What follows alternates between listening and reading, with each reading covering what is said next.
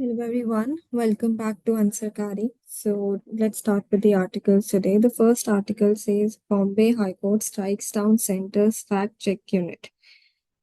Now, Bombay High Court it struck down as unconstitutional amended IT rules, which empower the government to identify fake news on social media platforms through a fact check unit. Now, fact check unit it was established in 2019 November.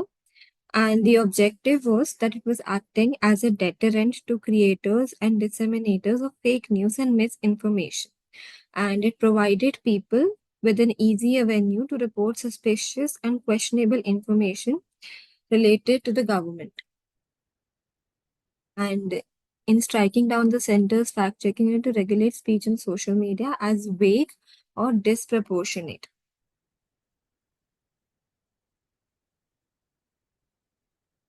High Court's fact check unit order.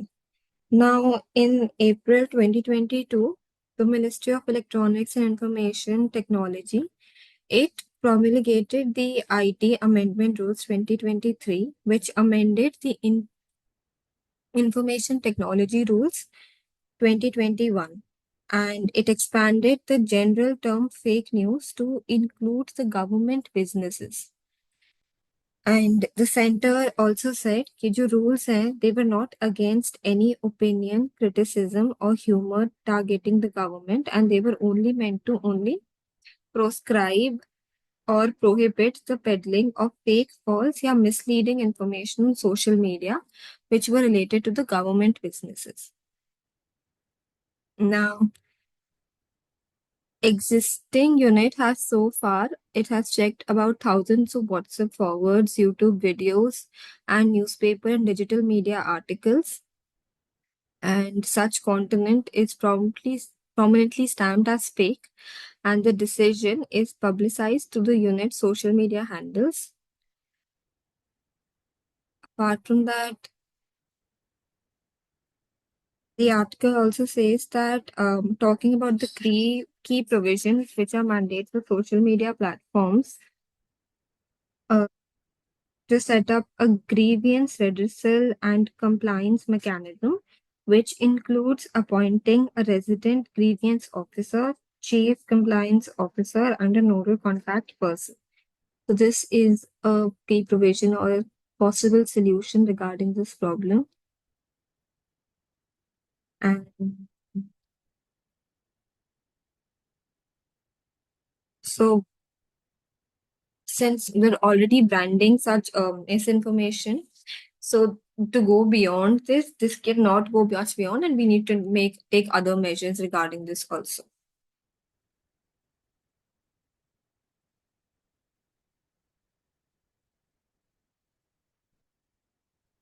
How Starlink satellites are blinding astronomers.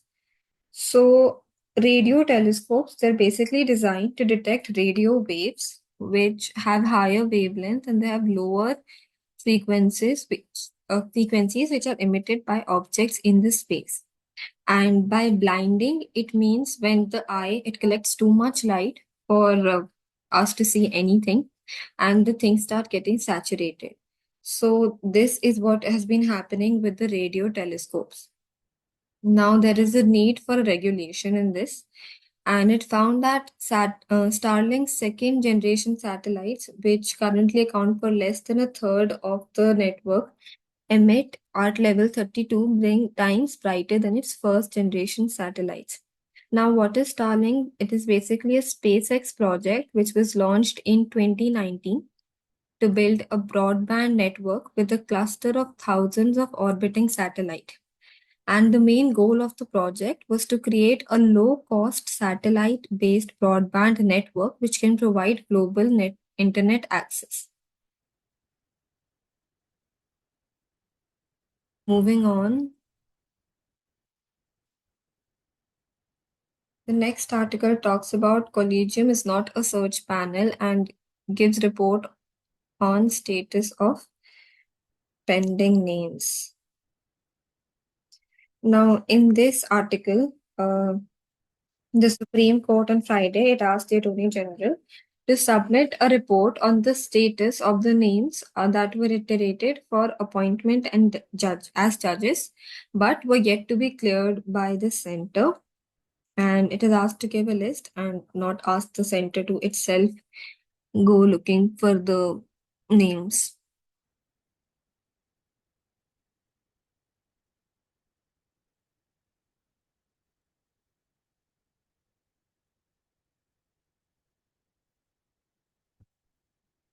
A precautionary recall of Indian Gate Pure Basmati rice. This is being initiated due to non-conformance with pesticide regulation, which are concerning two specific pesticides, namely thiamethoxam and isoprotheolane, which were found to exceed the permissible limits which were specified by the law.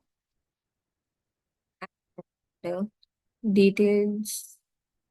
So it's basically my advice for all the consumers of purchase the product to discontinue the use immediately and inform on the given contact. Oh, okay.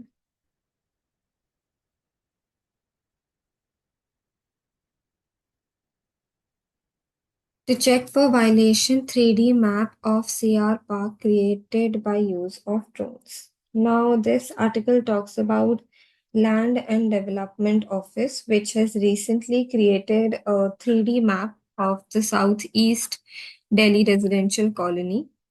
Now, the Land and Development Office, it functions under the Union Ministry of Housing and Urban Affairs, and it has been working on a new geographic information system portal for all its properties. So this has been happening since January this year.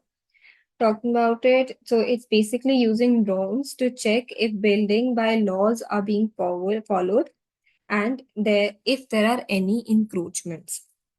Now, with the help of drone surveys and open source data, the team has mapped the colony and integrated it to a Google Street View according to the video which was played by the LNDO in on the project.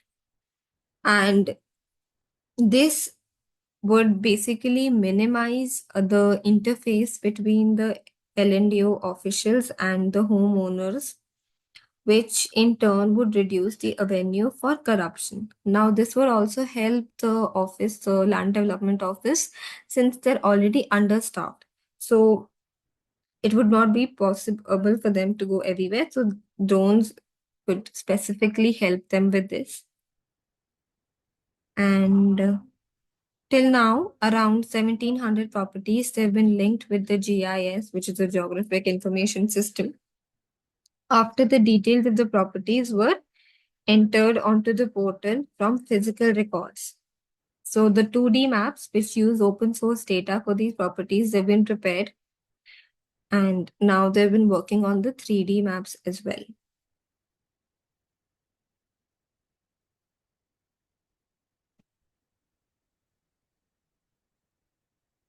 These are the gold silver rates at Delhi spot market.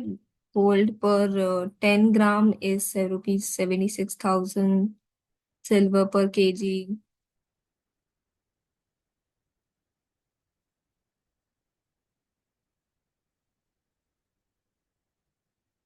Supreme Court stays Telangana High Court order on local quota in MBBS admission.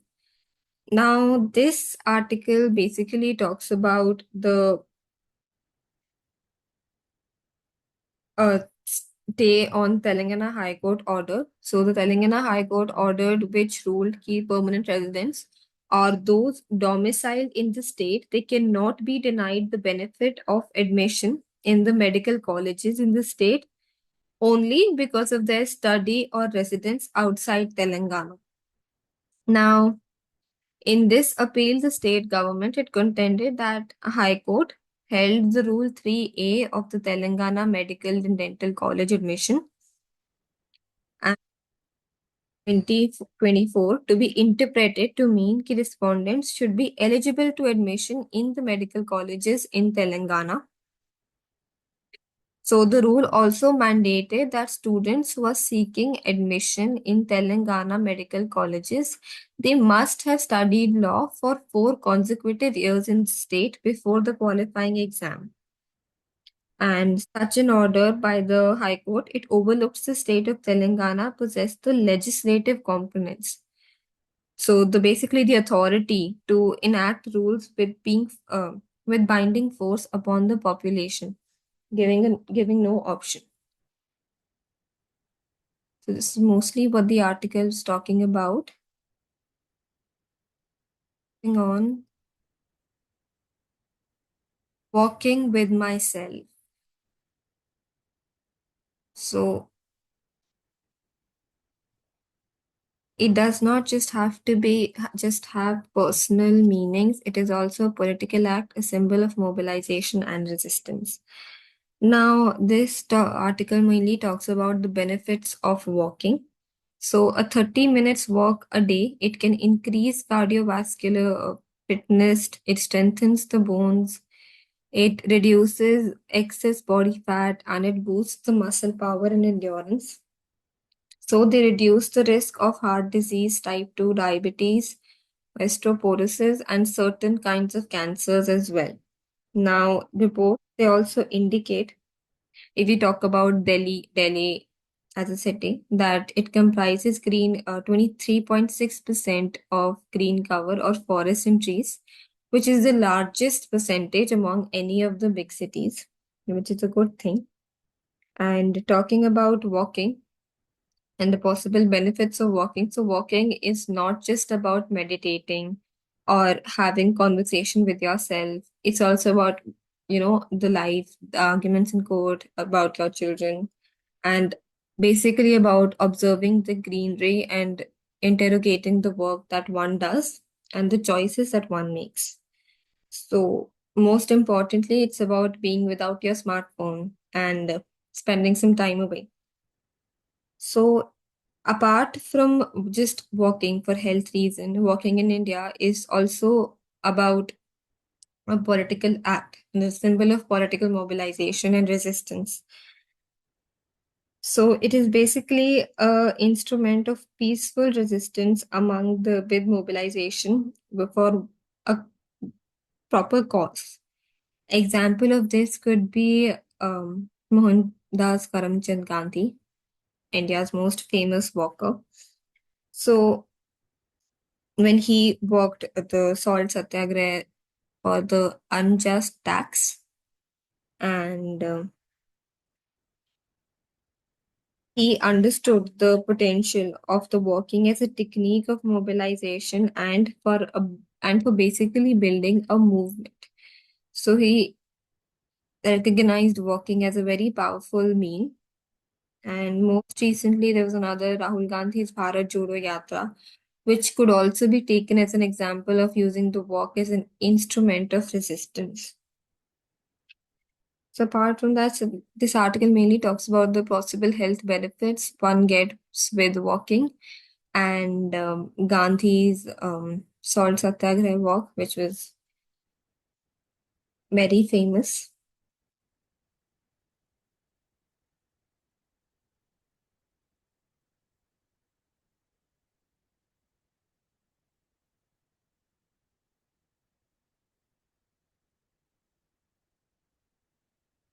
Volatility in food prices, it remains a contingent risk, says RBI article.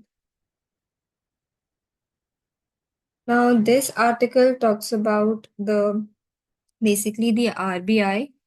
It has been targeting to keep inflation at 4% on a durable basis.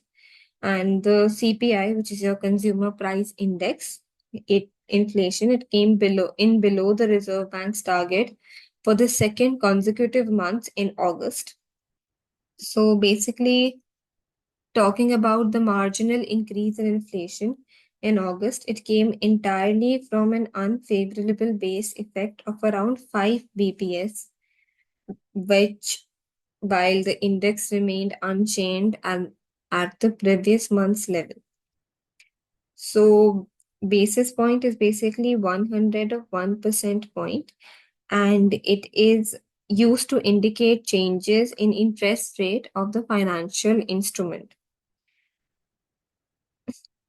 इसके बाद the article also highlights that the global economic activities were slowing down with the pace of disinflation, which remains sluggish, which provokes caution among the monetary policy authorities. And it also talks about household consumption, which is poised to grow faster in July, September, and with the headline inflation easing.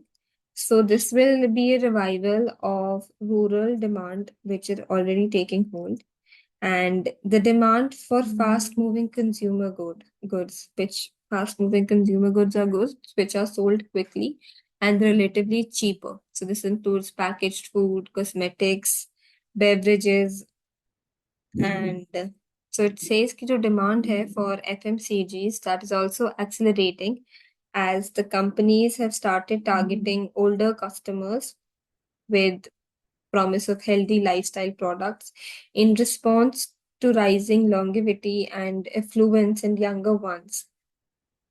So another consumption booster is the ramping up of hiring by e-commerce majors, which ahead of the festival season. So it's not just in the metros, but it's in tier 2 and tier 3 cities as well.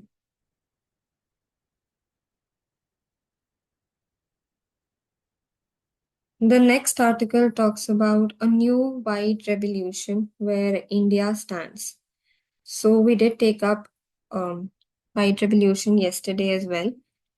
So white revolution was for the dairy products to increase the milk production in the country. And here we're talking about white revolution 2.2. So the first white revolution, which was named as Operation Flood, it was came launched in 1970, and it transformed the dairy sector in India. Talking about the second one, so the second White Revolution 2.0, it mainly revolves around cooperative societies, which were also the bedrock of Operation Flood. Now, daily cooperatives, they procure 660 lakh kg of milk per day in 2023-24. And the government, it wishes to increase this to 1007 lakh kg day by day by 2028-29. So to achieve this, it has formulated a strategy of expanding the coverage and deepening the reach of cooperatives. Now, White Revolution 2.0, it would also increase milk procurement of dairy cooperatives by about 50% over the next 5 years. So, it would provide market access to dairy farmers in uncovered areas, and it would increase the share of dairy cooperatives in the organized sector. Apart from this, talking about the scope for expansion, so the NDDB, which is the National Dairy Development Board, the regulator of the dairy industry in India and dairy cooperatives in around 70% of the country's districts. So there are about 1.7 lakh dairy cooperative societies, and they cover around 2 lakh villages and 22% of the consumer household. And talking about state which have more than 70% of villages dairy cooperatives. So we have Gujarat, Kerala, Sikkim, and the Union Territory of Puducherry. Apart from that, if we talk about states with only 10 to 20% coverage, we have Uttar Pradesh, Uttarakhand, Madhya Pradesh, and Jammu and Kashmir. So, and then states with less than 10% villages are West Bengal, Assam, Odisha, Jharkhand, Chandigarh, Himachal Pradesh. Now, talking about the coverage and the funding. So, NDDB, it has drawn up an action plan which would establish 56,000 new multi-purpose dairy cooperative society over the next 5 years, and it would strengthen 46% of the existing village level DCs. So it has launched a rupees 3.8 crore pilot project to set up dairy cooperatives in uncovered gram panchayats. So this would happen in the districts of Jind, Haryana, Indore, Madhya Pradesh, and Chikmagalur in Karnataka. Now, so White Revolution will come through the National Program of for Dairy Development and a new central sector scheme which would also be introduced under the Department of Animal Husbandry and Dairy. So, under this scheme, the financial assistance will be provided to set up village level milk procurement systems, chilling facilities, and training and capacity building. So, talking about the milk scenario in India. So, India is the world's topmost milk producer, and production has reached 23 to 30.58 million tons during 2023-24. We compared with 1951-52, the country produced only just 17 million tons of milk. So, as per the basic animal husbandry statistics, the top five milk producing states are UP, Rajasthan, Madhya Pradesh, Gujarat, and Andhra Pradesh. So they contribute to 53.08% of the country's total milk production. So the total milk production it increased from 187.75 million tons in 2018 to 230 million tons in 2022. We saw the annual growth rate of production. It came down from 6.47% to 3.83% during this period. So milk group, it comprises of um, milk consumed or sold in liquid form, then ghee, butter, and lassi products by producer households, which contributes to about 40% of the value of output from the agriculture's livestock, forestry, and fishing sector. And about 63% of the total milk production, it comes to the market. The remaining is kept by producers for their own consumption. And about two-thirds of the marketable milk is in the unorganized sector.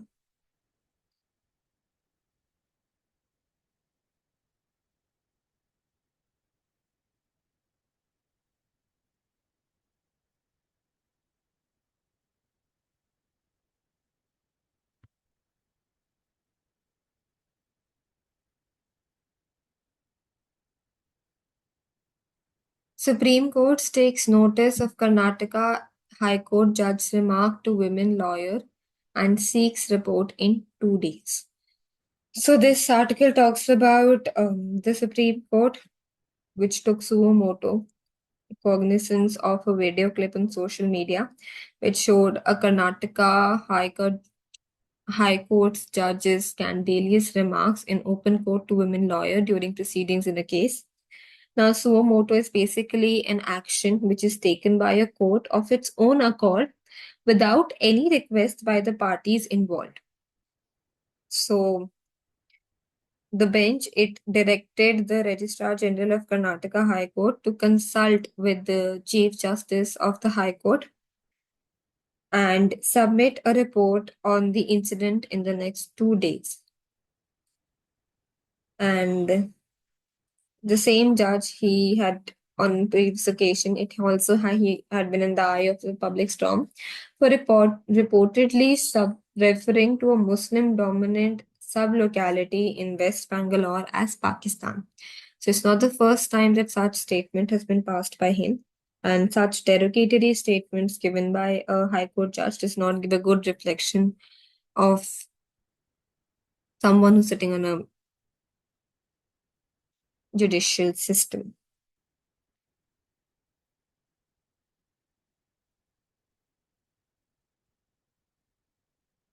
Next article talks about Kutch villages grapple with grief and seek accessible healthcare after mysterious fever claimed 19 lives. So this article basically talks about a fever, um, which was basically a mysterious fever which had spread in the Kutch area, and it had has claimed 19 lives in less than 2 weeks in 6 villages of the Gujarat expansive district. And it was deemed as mysterious by the state health department, which when it was first reported in the first week of September. So six were children, which were aged between 5 and 16, and 17 of the total deaths they took place between September 3 and September 9. So the samples have been sent to National Institute of Virology, Pune, and based on those results, so it said ki of the 19 deaths, 13 were from viral pneumonia and 6 were due to other illness such as leukemia and brain stroke. Talking about the spread and control, so the deaths they took place after rain battered the area, which left the village knee deep in water, their narrow road blocked, and healthcare facilities out of reach for those who fell sick. Now the problem over here is that this Kutch area, Saurashtra region, it receives 799 minimum of of rainfall between June 1 and August 29 this year, against the usual 430.6 mm for the same period that it usually received. So there's a lot of more rainfall. So cities they should be built in such a way that they're prepared for any such climate things. The city did not have a proper drainage system, water acquired in the region, and which led to these problems. So they were also talking about fever. There were also symptoms, common symptoms such as fever, which were followed by low blood pressure. And out of the 19 deaths, 6 did return positive for H1N1, which is swine flu, and 3 were positive for COVID-19, and 3 for H3N2, which is a type of influenza.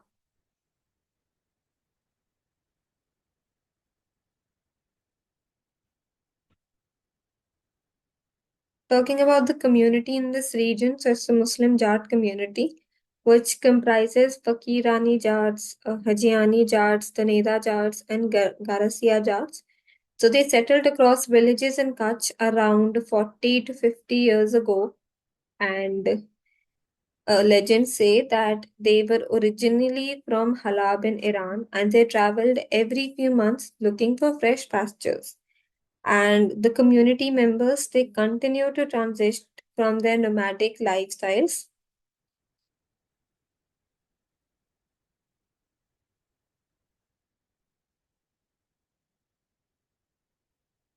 So they led a nomadic lifestyle, but with land laws, questions of ownership began, and sudden borders appearing, they began to settle down. So everyone is aware of their closest primary health center, but they only visit during emergencies because even that closest health center is located about 40 kilometers away. And people receive treatment late, which leads to internal body damage. So a healthcare center should have been located to the closer to areas, and it should have a proper radius set around which it should be located.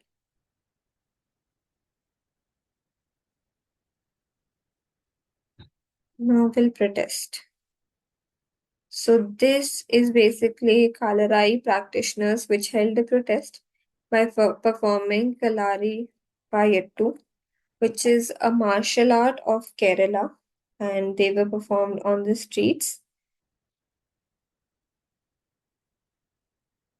So the protest was held against the alleged discriminatory practices against the practitioners of the martial arts by the Kerala Sports Council. So, talking about Kalaripayattu, it was an Indian martial arts that originated in Kerala, during the 11th and 12th century. Now, why was it banned? It was banned by the Britishers in the hope that it would prevent the resisting armies from training. But of course, it was learned in the craft in secret. And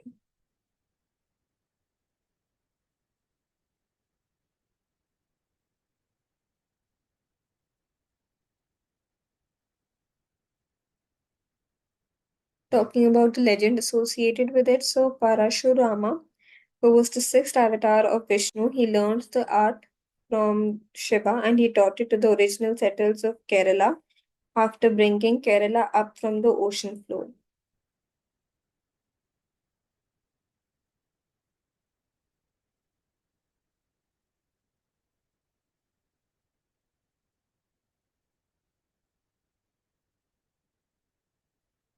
ISRO will take all precautions before manned Gaganyaan mission. So, on the space agency, it will take all precautions by carrying out a sufficient number of tests before they send the manned mission to the space, and it will conduct the first uncrewed mission by the end of this year, which will be followed by three more missions before Gaganyaan happens. And if all the three missions they go well, then they will go ahead with the manned mission. So the Gaganyaan project, it demonstrates a human spaceflight capability by launching a crew of three members to an orbit of 400 kilometers for a 3-day mission and bring them back safely to land by landing in the Indian sea water.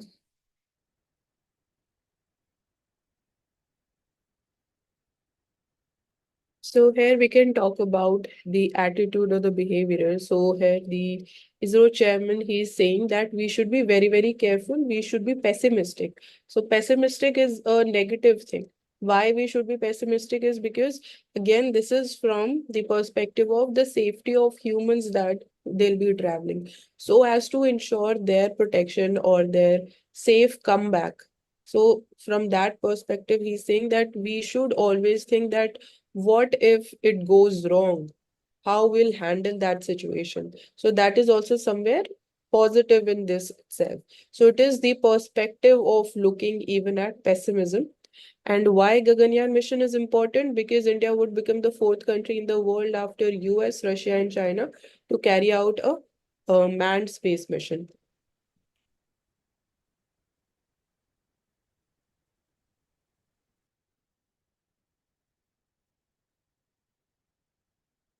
Towards the breach, India and Pakistan, they need to drop hard line stances on the Indus Water Treaty.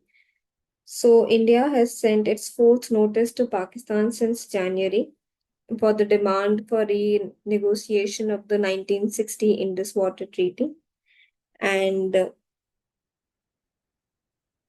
so even in the new millennium, the tenets of the treaty, they were held firm, and India was able to win two major disputes by adhering to the processes which were laid out. So this included the Bhagilar Dam project in 2007 and another dispute by over allegations that India was interfering with Pakistan's Neelam project. So in 2013, and the World Bank, it decided to allow two parallel processes of the dispute mechanism to run at the same time.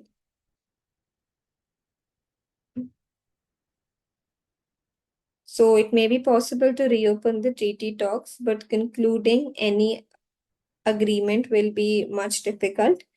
So this reopening is due to the new age issues such as climate change and the need for renewable energy and hydropower power options on the Indus necessitate and a reopening of the 64-year-old treaty.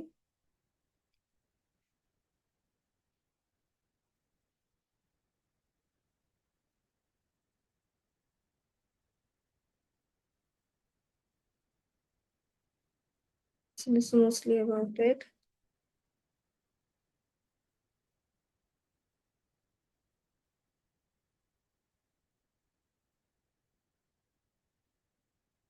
Coffee exporters eye 60% from value added beans.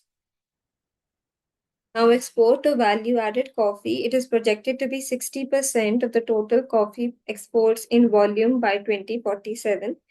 And the value added coffee constitutes 38% of the exports right now, and the specialty coffee constitute 5%. So, the vision is to position India as a country of eco-friendly, sustainable premium coffees and a country of great coffee culture. So by 2047, the total coffee production is expected to increase to 9 lakh tons from 3.6 lakh ton now. And the area will also be 8 lakhs hectare from 4.8 lakh hectare. And 99% of the holdings are with small growers. So the board basically plans to launch community driven initiatives which would improve the quality of post harvest processing and train interested growers. So this would also help the exporters to look at high value markets. And coffee, when we talk about its introduction in India, so coffee was introduced in India in the 17th century by a Sufi saint named Baba Budan. And it is believed that he smuggled 7 coffee beans from Yemen and they were planted on the Chikmagalur hills in Karnataka. So we should remember that it is not native to India. There was again a one question prelims on similar lines. And during the British colonial period, we saw coffee plantations. They expanded as a cash crop in southern states like Karnataka, Kerala, Tamil Nadu, and hence we say that Karnataka is the largest producer of coffee production in India. It accounts for 70% of the total production, and particularly the regions are Kurg, Chikmagalur, and Hassan districts of Karnataka. Then we have Kerala, Tamil Nadu, and northeastern states of Arunachal Pradesh, Assam, and Meghalaya. Types of coffee grown in India is Arabica coffee, which is considered more superior in terms of quality and the taste and its variety compared to the Robusta coffee. So these are the two types which are grown in India. Arabica coffee is 30 to 35% and Robusta is 65 to 70%. And Robusta is grown at lower altitudes, and this is much easier to cultivate. And Arabica has mild flavor and aromatic qualities. So even when we are talking about the linkage when we are talking about the agriculture sector for the food grains, so the agreements with the private sector or contract farming can be one of the ways through which we can boost the economic growth even of the coffee cultivators or the coffee farmers. So for example, we see Starbucks. So Starbucks has certain agreements with the farmers when it comes to buying the Arabica coffee. So majorly they are buying Arabica coffee. Then what are the unique characteristics when it comes to the climate or the conditions which are required to cultivate coffee? So they grow in shade grown regions, and it is cultivated under the shade of the canopy trees. So direct sunlight is harmful, and this is important to enhance the flavor profile. Apart from this, monsoon coffee is also one of the terms. So India is known for its unique monsoon Malabar coffee. So these are exposed to moisture-laden monsoon winds, and this process causes the beans to swell, lose their acidity, and develop a smooth, mellow flavor. So these are important facts. And regarding exports, so India is the world's seventh largest producer of coffee. We are the third largest exporter in Asia after Vietnam and Indonesia. So coffee is highly valued in international markets like Europe. So Italy, Germany, Belgium, Russia. So these are major importers of Indian coffee. So 80% of our total production is exported.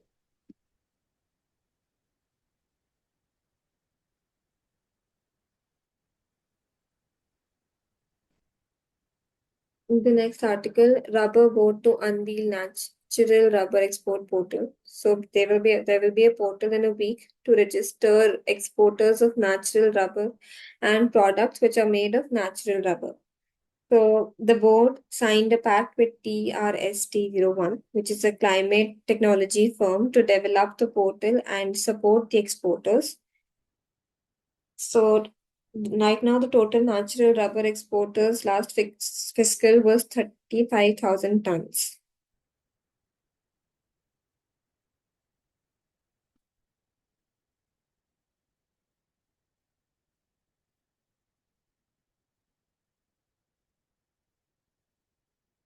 Tata Steel commissions India's largest blast furnace. So it's commissioned India's largest blast furnace at Kalinganagar, Odisha, as part of the Phase 2 plant expansion. And it has invested rupees 27,000 crore in Phase 2 expansion.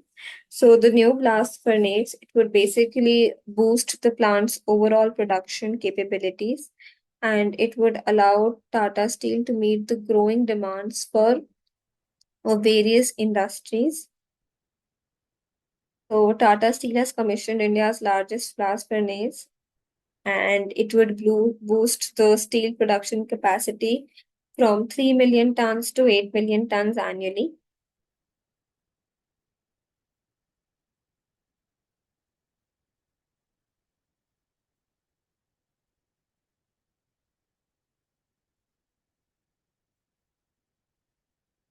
Security advisor says many weapons may have come from outside Manipur.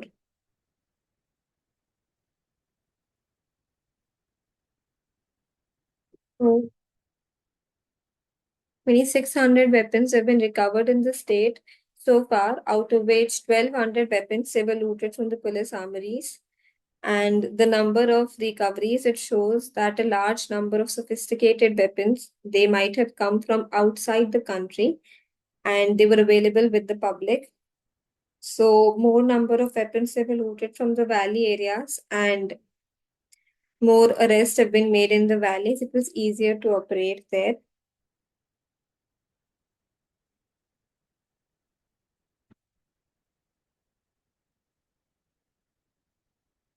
This was due to the ethnic violence which between the tribal Kuki concentrated in the hill district and the Methi people who live in valley areas, and this erupted in the state in 2023. So the government was aware about intelligence inputs regarding the entry of 900 Kuki militants on September 28, and the districts which were included were Churachandpur, Pengnapal, Ukhrul, Kamsong, and Fersaw, and they'd been placed on high alert. So this case was one of its kind because nowhere a drone had been used for dropping bombs. So central agencies to withdraw the disposal to identify and investigate. And about 60% of the 60,000 security personnel, they were maintaining peace in the state to stop the violence between both the tribes. So what can be other measures? First, we can say it would be dialogue and reconciliation. So inclusive dialogue mechanism should be adopted, as we can say, including all the stakeholders like the Meeti, Kuki, and the Naga communities, as well as the other civil society groups, the insurgent groups, and political leaders. So mediation through neutral third party organizations can help reduce the hostilities. Apart from this, we can address their ethnic grievances. What are the ethnic grievances related to cultural autonomy, address demands for political recognition and identity, like we're talking about protection for their cultural practices, language rights, and self-governance within certain regions, specifically when we're talking about the tribes living in the hilly regions of Manipur, like the Kuki-Zumi tribes, Kuki-Zo tribes. Then recognition of their indigenous rights is important to help reduce the feeling of alienation and discrimination. Strengthening law and order can be another thing. Professional policing and judicial reforms. When we are overall talking about the police reforms, so that can play again very important role in terms of maintaining law and order. So we can say that here controlling insurgency can be another thing. So for this, we are seeing that even AFSPA Act is also being implemented in certain districts. Then economic development job creation can be another way, but again, it will take certain time in order to settle the things. Employment of youth is very important, focusing on skill building, entrepreneurship, and public works. Then political reforms and decentralization. So here we are talking about inner line permits, or the sixth schedule provisions. So the constitutional reforms are again reviewing these sections. If any amendment or changes are needed, that can help. Power sharing agreements, like we when we're talking about the Assam Accords. So there can be such type of similar agreements and to resolve the Manipur situation. We can go ahead with education and awareness, promoting inter-community understanding, peace building programs, specifically including civil society organizations and NGOs. They can also facilitate peace building programs, and youth leadership programs can help. So increased role of civil society it will play a very important role. So apart from this, we can say that humanitarian assistance and rehabilitation, and also international cooperation, because Manipur shares land border with Myanmar. So we have already decided to withdraw the free movement regime and to increase border fencing here. But since again the Golden Triangle is very close to again the Manipur region, so which is again a kind of a drug cartel which is functioning. So smuggling of drugs, border insurgency, these are very like frequent, we can say, happenings, or the vulnerability is very high.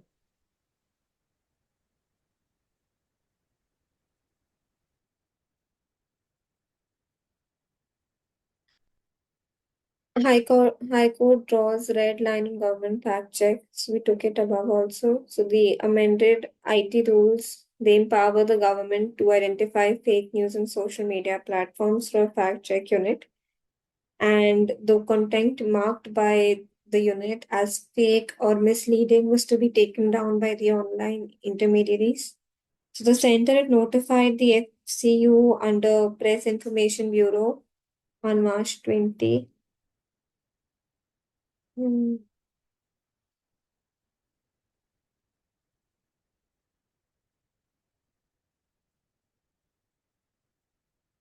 So please focus upon what was the judgment. What did the High Court state? ऊपर cover हुआ था repeat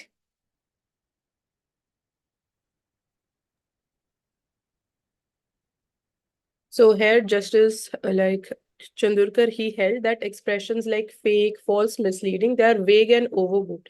So they need again specific definition or more specific explanation in terms of what would be considered actually as false or fake or misleading. On what basis will be classifying that? And here inclusion of again fundamental rights like under Article 14 refers to equality before the law, and provisions refer to under Article 19 pertaining to the right to freedom of speech. So that shouldn't be violated under the garb of again categorizing something or any content or information as fake, false, or misleading. And we can also say that here the test of proportionality that wasn't satisfied. So you can please scroll down a little bit. So for example, expressions like there is no further right to the truth when it comes to endorsed the view of okay, under the right to freedom of speech and expression under Article 19, there is no further right to the truth. So it was not a responsibility of the state to ensure that citizens are entitled only to information that was not fake, false, or misleading as identified by particularly fact check unit.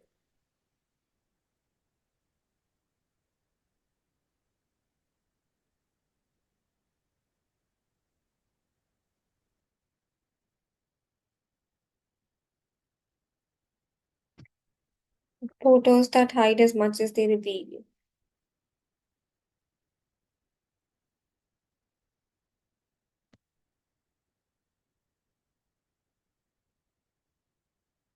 So it's an ongoing show which draws attention to the connected histories of photography and field survey between 1855 and 1920. So these are photograph sites in Delhi, Agra, Lucknow, and Kanpur where people had risen to rebellion with a clear focus upon the British rivalries and victories. Talking about photography, so it was introduced in 1839 in Europe and it was proclaimed as a way of showing the truth.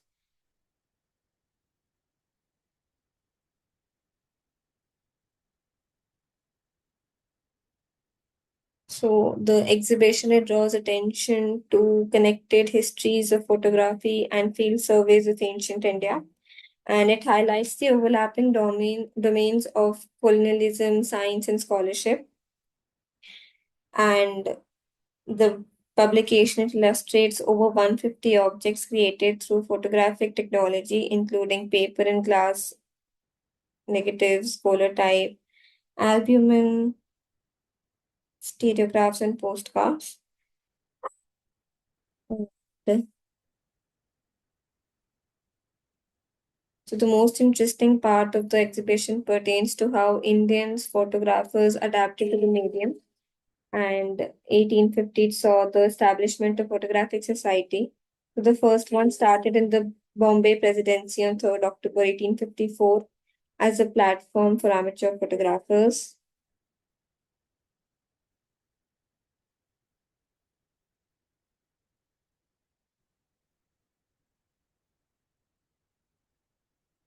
So you can go through the information which is mentioned under these pictures. What is the location, name of the temples, all of that. You can cover that information.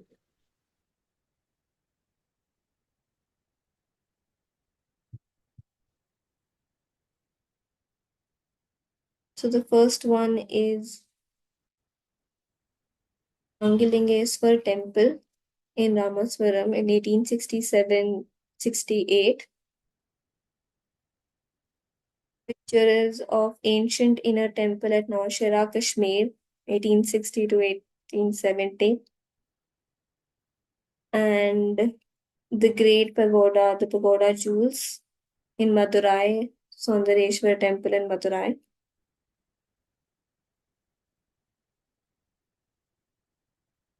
North Stripe, the Great Pagoda, view of the sacred tank in the Great Pagoda, also in Madurai, 1858.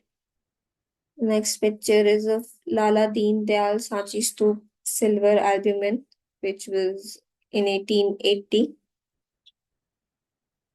And Chamundi Temple, 1856. Then we have Ice Cave, Source of the Puspa, 1860 to 70.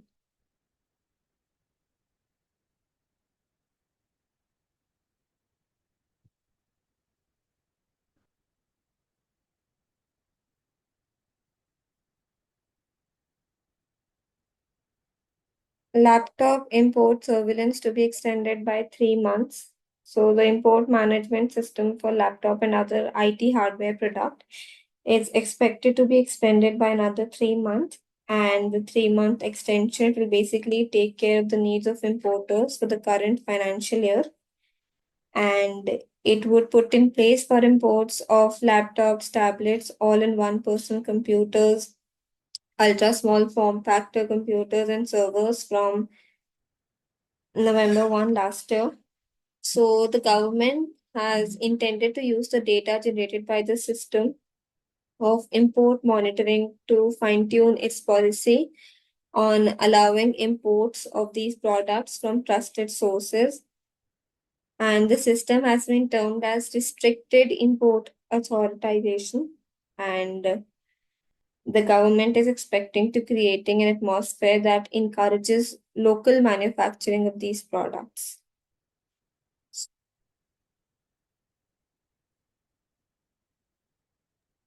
So IT hardware products and components are imported by India majorly from China, Singapore, Hong Kong, US, and Malaysia. And when we're particularly talking about China, so India's total imports, only 15% of that 15% share is of China. And out of that, the total imports which India is doing from China, 50% is IT hardware and components and engineering goods. So it is important step from the perspective of maintaining price stability to increase domestic competitiveness so that we have self-reliance in this thing.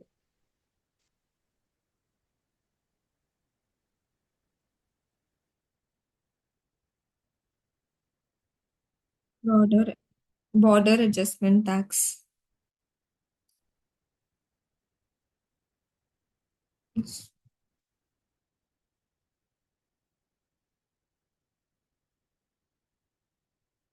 So, border adjustment tax is a tax on import which ensures fair competition between local and foreign products.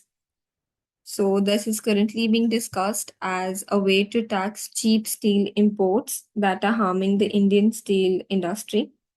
So, the industry is facing competition from the low priced imports, especially from China and other countries with Chinese steel plants. So, surplus capacity, which often replaces the domestic production and it hurts the local businesses. Now, how is the steel industry hurt by domestic duties? So, the Indian steel producers they face taxes on key inputs such as electricity, iron ore, and coal. And when they sell steel in the domestic market, they struggle to compete with cheaper imports as other countries may not impose similar taxes. So that gives foreign steel an unfair price edge. Talking about the needed relief, so this border adjustment tax, it could push up the import prices by 2 to 3%. And the Central Board of Excise and Custom Duties that will need to create the ground rules for calculating and implementing it. Over here, it shows that 66.7% surge in steel imports from China in Jan to July 2024.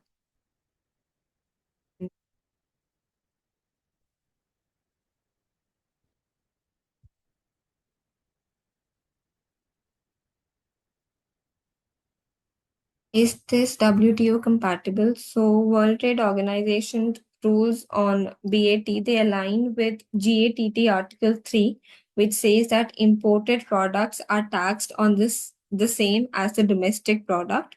And since this tax applies the same taxes to imports, it does to locally made goods. So it follows the rule. And the destination principle, it also supports taxing products where they are consumed rather than where they are made, and a balanced approach considering both internal industry issues and global trade tools is essential for creating a sustainable solution. The other options that are available, so we're raising basic custom duties, which are still below the WTO allowed bound duty limit of 40%. So that is another option. And expensive imports, they will nudge local steel firms to raise steel prices and increase their profit margins. So the government should extend the RoDTEP, which is the remission of duties and taxes on export product scheme benefits, to the steel sector, which would allow refund of the duties paid on input used in the manufacturing of steel products.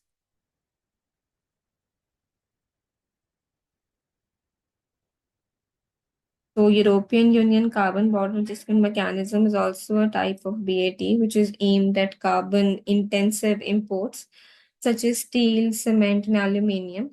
And it ensures that both European products, produced goods and imports, they face the same carbon cost. So they will begin applying the tax in January 2026, and by 2033, it would result in taxes of 20 to 35% on the Indian steel exports to the European Union. So this would still remain a challenge despite India making efforts, particularly to make India's domestic steel production more competitive. So domestic needs would be fully catered, but when it comes to exporting the steel, particularly to European countries, so carbon border adjustment mechanism is going to be a challenge. So in this context, few days back we talked about India's simultaneously focusing upon the production of green steel. So in that, we are focusing on how we can simultaneously reduce the greenhouse gases or the carbon emissions, particularly so that the Indian steel remains competitive in the international market as well.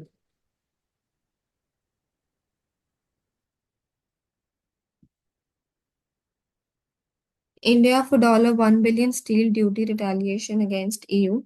So India told World Trade Organization it would either impose extra duties on imports or withdraw trade concessions for the 27 member bloc. and the European Union has extended the safeguard duties on the steel imports, which were expiring in June by another 2 years. So, under the TRQ mechanism, every country is issued a quota for export of 26 steel products to the EU, and this was fixed at 105% of the average imports between 2015 and 17. So, India is one of the countries which is affected by this measure as it has a substantial interest in the steel exports to the EU. Last financial year, India's export to the European Union of iron and steel and their product was $6.64 billion, up from the $6.1 billion in 2023, 2022-23.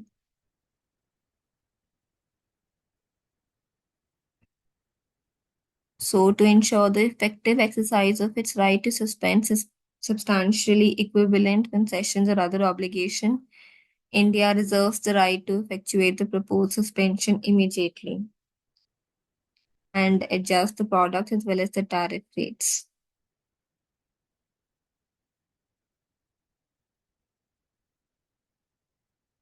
So India is the second largest steel producer in the world after China.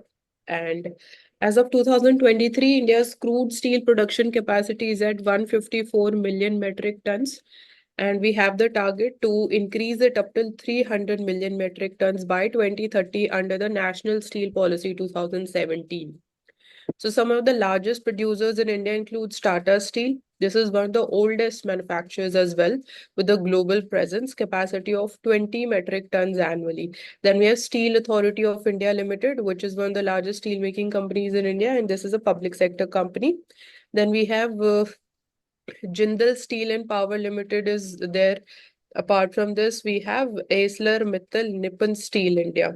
So this is an example of joint venture between the global steel giants, which is the Aisler Mittal, and Nippon Steel is the domestic player. So key steel producing regions in India. It is Jharkhand state. So we have the Tata Steel plant in Jamshedpur and the Steel Authority of India's plant in Bokaro. Then in Odisha, we have it is rich in iron ore. So it hosts several steel plants like we have the JSW Steels, Paradeep plant, Tata's Kalinganagar, which is again mentioned also there, and then Chhattisgarh. So districts like Bhilai and Raigad. And then West Bengal and Karnataka, they also the important regions for steel production. So government initiatives as I just mentioned, National Steel Policy 2017. So target of 300 million metric tons per year by 2030, making India self-sufficient in steel and boosting the exports. So we have on similar lines PLI scheme, Make in India. Environmental challenges are going to be again the implementation of ESG norms in the production. Production of green steel would require additional and incremental capital investment using cleaner technologies like electric arc furnaces instead of coal powered ones and gas based direct reduced iron methodologies.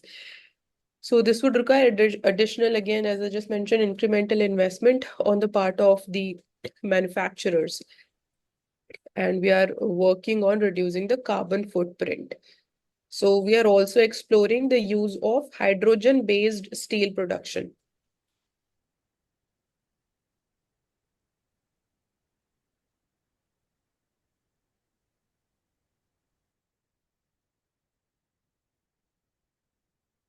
Crude import bill rises 15% in on year in April to August period.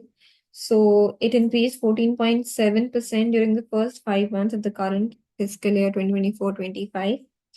And the country's dependency on import of crude oil during April to August of the current fiscal year rose to 88.1%, which was increased from 87.8% in the corresponding period. Financial year 24 amid rising demand and stagnant domestic production. And so far, the country's upstream sector companies have explored only 10% of the sedimentary basin. The government is aiming to increase the explored areas to 16% by the end of 2024, after the end of um, upcoming rounds of bids under open acreage licensing program. And the government is expected to come out with bids for oil and natural gas assets under the 10th round of open acreage licensing policy in the beginning of 2025. So crude prices have been following a downward trend lately. This is due to the weakness in demand from one of the world's top consumers, which is China. And analysts are expecting crude oil prices to edge lower in the medium term due to an expected surplus in the global market by 2025, despite the Organization of Petroleum Export Countries' decision to continue the voluntary cuts of 2.2 million barrels per day till September 2024. So over here, we can see crude oil imports, million tons, financial So, 20. hmm. This is reflecting how the changes happened in terms of volume and value, both. So, India imports 80% of the crude oil to meet the domestic needs. So, what are the solutions? So, because the major challenge is firstly the 80% import dependence, secondly, price volatility, as we are seeing different cartels which are operating OPEC plus. And recently, we also focused upon diversifying our import players. Like we saw how the share of Russian crude oil imports has increased up to 40%. So, what are the other solutions? So, we can boost domestic oil and gas production under the, again, short term, under the HELP policy, which is hydrocarbon exploration and licensing policy. Then we can we are also having national seismic program. Here we are surveying the potential oil and gas bearing reserves, particularly in the deep sea and difficult terrains.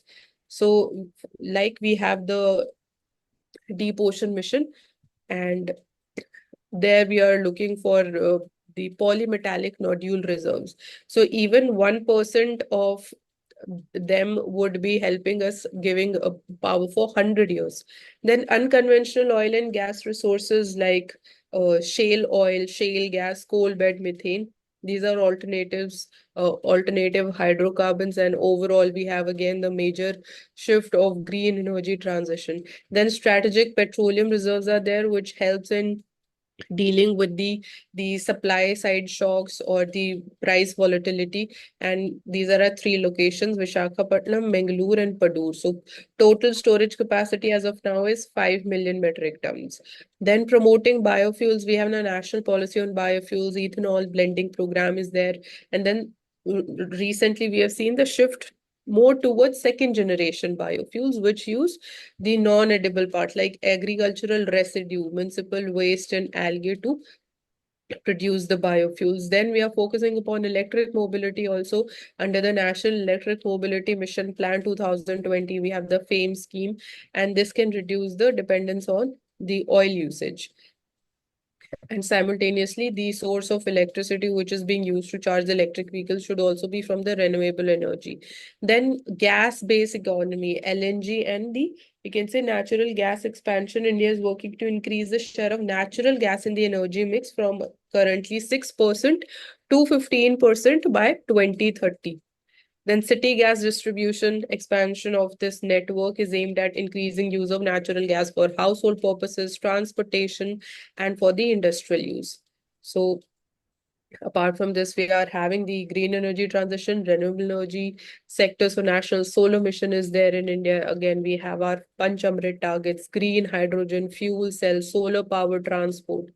So energy efficiency under the Perform, Achieve, and Trade initiative, Ujjwala scheme is there to promote energy efficiency. And fuel economy standards. Like we have the CAFE norms, particularly for the fuel economy standards.